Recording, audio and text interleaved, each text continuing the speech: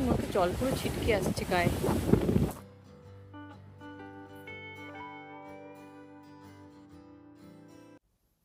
আজ আমি হাজির আমাদের সুইজারল্যান্ডের আরেকটি গল্প নিয়ে।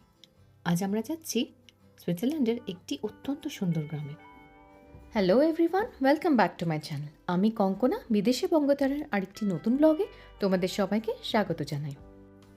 আমাদের ভ্রমণ কাহিনী শুরু করার আগে তোমাদের সবার কাছে অনুরোধ রইল আমার চ্যানেলটাকে লাইক, শেয়ার আর সাবস্ক্রাইব করার। আমরা যেই গ্রামটাতে যাচ্ছি সেই গ্রামটার নাম হলো ওয়েগিস। আমরা ওয়েগিসে 2 দিন ছিলাম। ওয়েগিসকে আমরা বেস করে আরও কয়েকটা জায়গা সুইজারল্যান্ডের ঘুরেছি। আমরা এখানে একটা এয়ারবিএনবিতে থেকেছিলাম। তোমরা তো সবাই জানো সুইজারল্যান্ড হলো ভীষণ এক্সপেন্সিভ জায়গা। হোটেল কিংবা এয়ারবিএনবি সব কিছুই ভীষণই এক্সপেন্সিভ। আর এটা ছিল আমাদের এয়ারবিএনবি। খানিকটা হোটেলের মতো রুমগুলো ছিল, আর তার সাথে ছিল একটা কমন কিচেন। চলো আগে তোমাদেরকে আমাদের রুমটা দেখিয়ে আনি।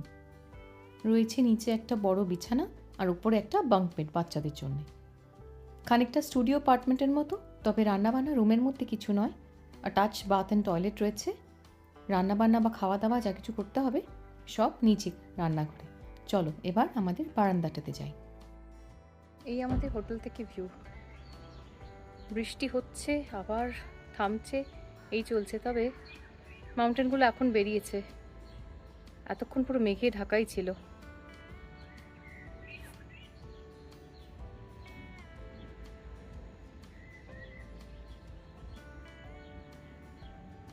চারিদিকটা বেশ সুন্দর লাগছে দেখতে। আর এই হলো আমাদের কমন কিচেনটা। আরও 2টো ফ্যামিলি ছিল এই পুরো এয়ারবিএনবিটাতে, আর কিচেনটা আমরা সবাই ভাগ করে নিয়েছিলাম। টুকটাক রান্না করার মতো ওখানে বাসনপত্র ছিল, তবে প্রত্যেকেই আমরা বাকি খাবার দাবার বাইরের রেস্টুরেন্ট থেকেই নিয়ে আসা হচ্ছিল। আর এই ছিল বাইরে বসে খাওয়ার একটা ব্যবস্থা। যেদিন আমরা পৌঁছেছিলাম সেদিন আমাদের পুরো বিকেলটাই মাটি হলো।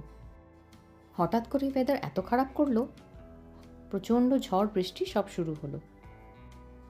চলো একবার লেকটা ধার দিয়ে ঘুরে আসি। এটা হলো লেক লুসার্ন।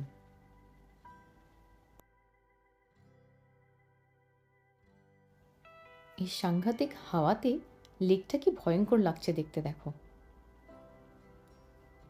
আর ওই যে দূরে দেখতে পাচ্ছ অত বড় একটা শিপ, মনে হচ্ছে পুরো একটা খেলনা শিপের মতো। যেভাবে দুলছিল দেখে আমার মনে হচ্ছিল যে ডুবে না যায়।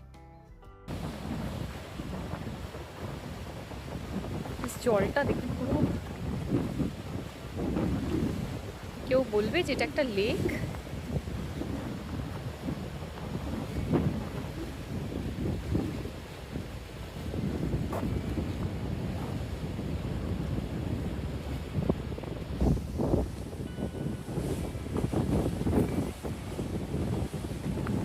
রীতিমতো জল পুরো ছিটকে আসছে গায়ে।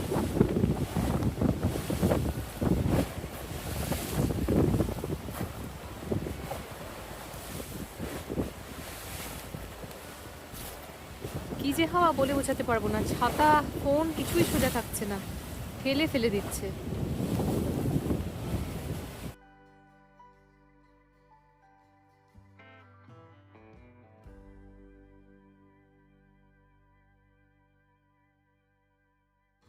প্রচণ্ড ঠান্ডা হওয়ায় ওখানে দাঁড়িয়ে থাকা যাচ্ছিল না বলে আমরা ফিরে এলাম, আর আসার সময় রেস্টুরেন্ট থেকে কিছু খাবার তুলে আনলাম। তবে শুধু ভোরের অপেক্ষায় ছিলাম। পরের দিন সকাল হতে না হতেই আমি আর অনির্বাণ বেরিয়ে পড়লাম। সকালে ঝড় বৃষ্টিও একদম কমে গিয়েছিল। এখন ভোর 7টা মতো বাজে। আমি আর অনির্বাণ বেরিয়েছি, একটু আশপাশটা ঘুরে নিচ্ছি। গতকাল যা বৃষ্টি ছিল কিছুই দেখা হয়নি আশপাশটা, তো একেবারে একটু ঘুরে যদি কিছু ব্রেকফাস্টের ব্যবস্থা করা যায়, বেকারি টেকারি পাওয়া যায়, সেখান থেকে জিনিসপত্র কিনে তারপরেই আমরা ফিরবো। কালকে মাউন্টেনগুলো একদমই ভালো দেখা যায়নি আজকে, তবে এই দেখুন, বাহ, আজকে পুরো সুন্দর বেরিয়েছে মাউন্টেনগুলো।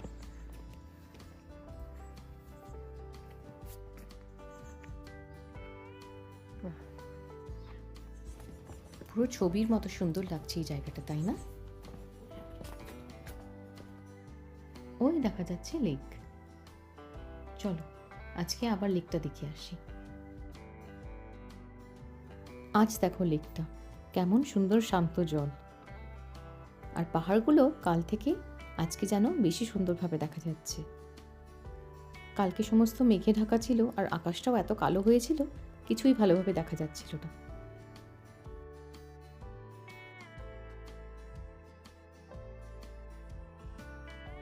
এখন এত সকাল বলে লোকজন কেউ তেমনভাবে বেরোয়নি, আর এই এরিয়াটা কিন্তু তেমন টুরিস্টই নয়।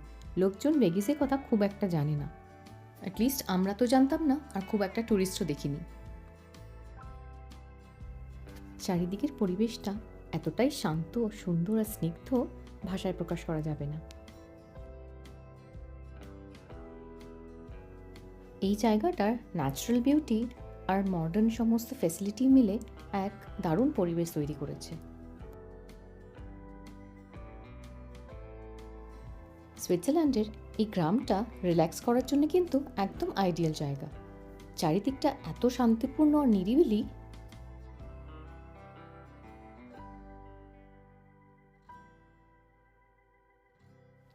ভেগিস হলো সুইজারল্যান্ডের একটি ছোট্ট সুন্দর শহর। সুইজারল্যান্ডের আরেকটি বড় সুন্দর আর টুরিস্টদের কাছে খুব ফেমাস শহর লুসার্নের কথা হয়তো তোমরা অনেকেই জানো। লুসার্ন থেকে ভেগিসে আসতে গাড়ি করে লাগে মাত্র আধ ঘন্টা। তাছাড়াও রয়েছে নানান রকমের ফেরি বা বোট, সেগুলো করেও ভেগিস বা লুসার্নে যাওয়া আসা করা যেতে পারে। এই দেখো, এখান থেকে নানান রকমের ফেরি ছাড়ে।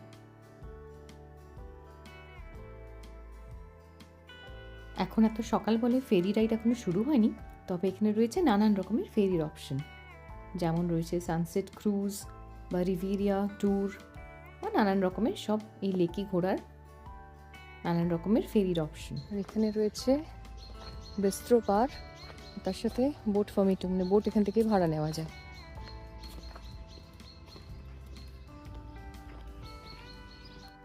এই লুসার্ন লেকটা কিন্তু বিশাল বড়, আর এর ধার দিয়ে রয়েছে প্রচুর এরকম ছোট ছোট সুইজারল্যান্ডের পাহাড়ি সব গ্রাম, আর সেগুলো ঘোরার জন্যও এখানে রয়েছে নানান রকমের বোট ট্যুরের অপশনস। শান্ত জলটা, আর কালকে হাওয়ার চোটে কি অবস্থা, তোমার টোল পার হচ্ছিল লেকটা। ও মা, দেখো অনির্বাণ, হ্যাঁ ওটাই বলছি, এটা ফ্লোটের মধ্যে একটা পাখির বাসা করে নিয়েছে। ও মা, হ্যাঁ।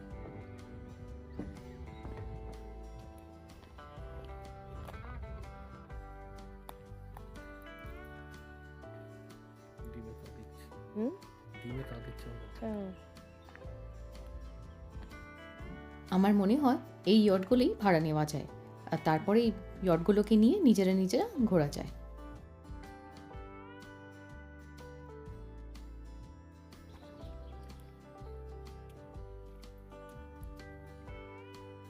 আস্তে আস্তে ওদিকে রোদ উঠছে। কালকে সারাটা দিন যেরকম ছিল আকাশ দেখাই যাচ্ছিল না, পাহাড়গুলো সব ঢেকেছিল। এগুলো অ্যাকচুয়ালি হাঁস নয়, না কোনো পাখি। এই লুসার্ন লেকের ওপরে নাকি দারুণ সানরাইজ আর সানসেট দেখা যায়। আমরা যদিও অত সকালে আসতে পারিনি, তাই আর সানরাইজ দেখা হয়নি। জলটা একদম ঝকঝকে পরিষ্কার, জানি না ক্যামেরায় কতটা দেখা যাচ্ছে, কিন্তু একদম মনে হচ্ছে নিচ অব্দি আমরা দেখতে পাচ্ছি। চলো এবার ওই পাশটা যাই, লেকে প্রমেনাড ধরে যতদূর যাওয়া যায় ততদূর হেঁটে আসি।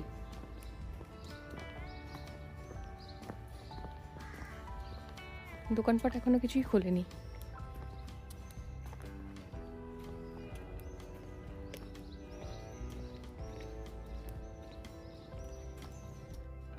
বাহ, কি অপূর্ব সুন্দর লাগছে এদিকের ভিউটা, তাই না? মনে হচ্ছে একদম ছবি আঁকা।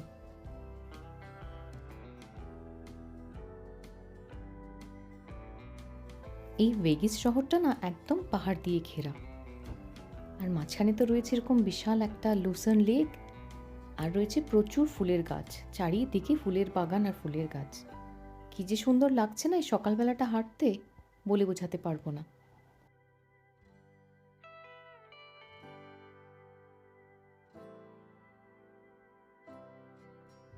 কি ফল এগুলো কে জানে।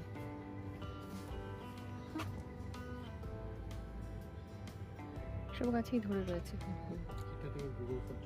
হ্যাঁ করো, করে দেখো এটা কি ফল। সানডে আর্লি মর্নিং, সবে দোকানপাটগুলো আস্তে আস্তে খুলছে, টুরিস্ট তো এখনো আসেনি।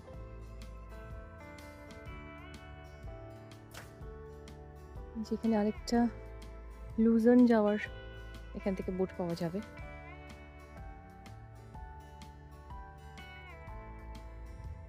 আর ওইখানে রয়েছে টুরিস্ট ইনফরমেশন সেন্টার।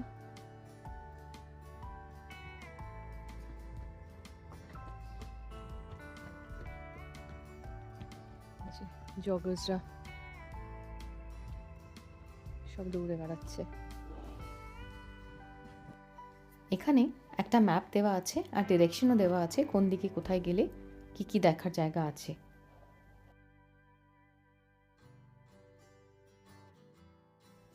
এই ভেগিস থেকে কিছু মাউন্টেন টপে যাওয়া যায় কেবল কার করে, যেমন ধরুন ফ্লুইল্যান্ড পাস বা মাউন্ট রিগি।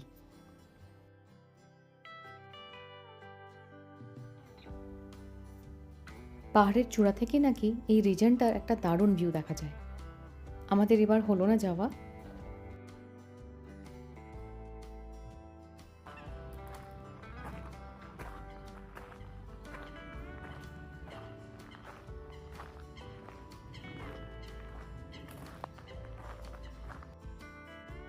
তাছাড়াও এখানে রয়েছে প্রচুর নেচার ট্রেইলস, লোকে সেগুলো হাইক করে পাহাড়ের মাথায় ওঠে।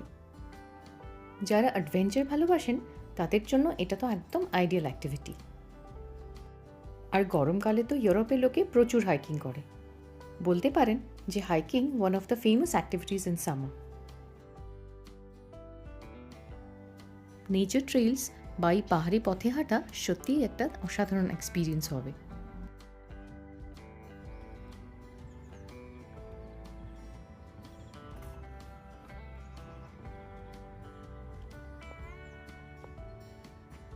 এখান থেকে মাউন্টেনগুলো আরো বেশি ভালো দেখা যাচ্ছে।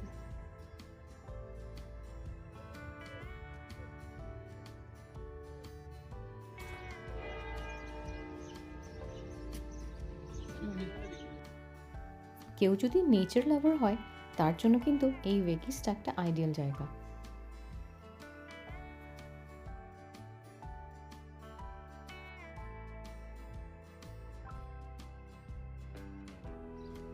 কত গোলাপ,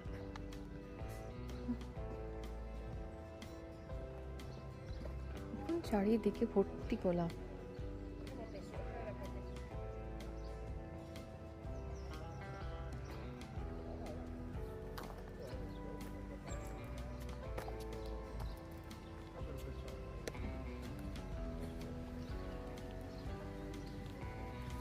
এদিকেও কত সুন্দর ফুল।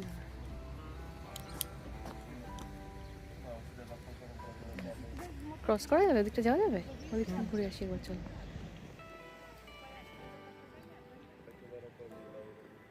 একটা সুন্দর একটা চার্চও রয়েছে এখানে।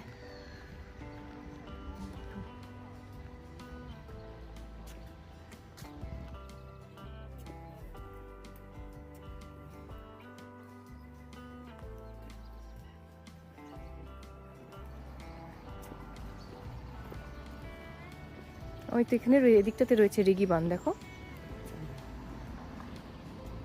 বাট ইটস পার্কিং, নট রিগি বান। রিগি, হ্যাঁ। ও তাহলে এই যে কেবল কারটা উঠছে, আমার মনে হচ্ছে এটাই বোধহয় রিগি মাউন্টেনের নাকি। দেখুন এখানে লেখা রয়েছে রিগি বান, রিগি মাউন্টেনে উঠতে বোধহয়। এদিকেও, এটা তো রিগি ব্লিক্সট্রাসে।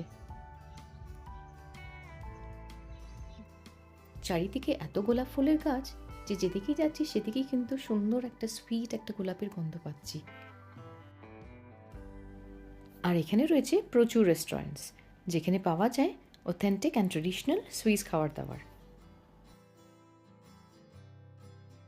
আর এই এরিয়াতে রয়েছে প্রচুর স্পা অ্যান্ড ওয়েলনেস সেন্টার। দেখুন একজন ট্রাইপড লাগিয়ে ছবি তুলছে।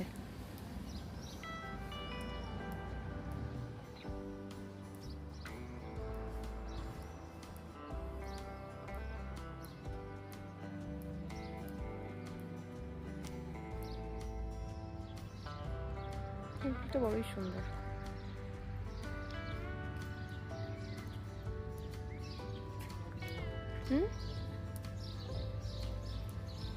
জাস্ট একটা রাউন্ড মেরে চলে আসছি।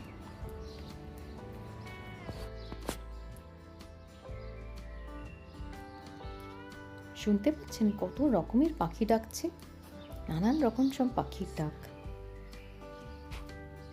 ভিডিওতে এই পার্টটাতে আমার কোনো মিউজিক দেওয়ার দরকারই পড়লো না, পাখির ডাকেই মন একদম ভরে গেল।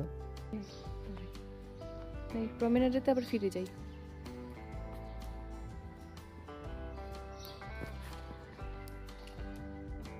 আমরা ভেগিস গিয়েছিলাম জুলাই মাসের শেষে।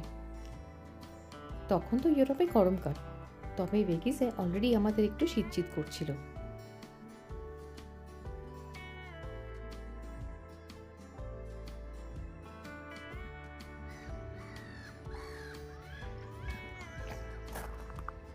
আস্তে আস্তে আবার মেঘ করে আসছে। কেউ যদি প্রাকৃতিক সৌন্দর্য, শান্তিপূর্ণ পরিবেশ আর পাহাড়ি ভ্রমণ পছন্দ করে, তবে ভেগিস হবে তার জন্য একদম একটা স্বপ্নের জায়গা। এখানে এসে তো মনে হচ্ছে আমি নিজেকে প্রকৃতির মাঝে একদম হারিয়ে ফেলেছি।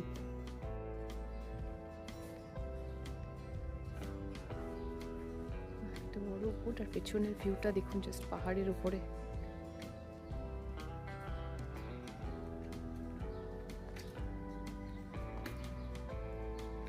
কিছু বলার নেই।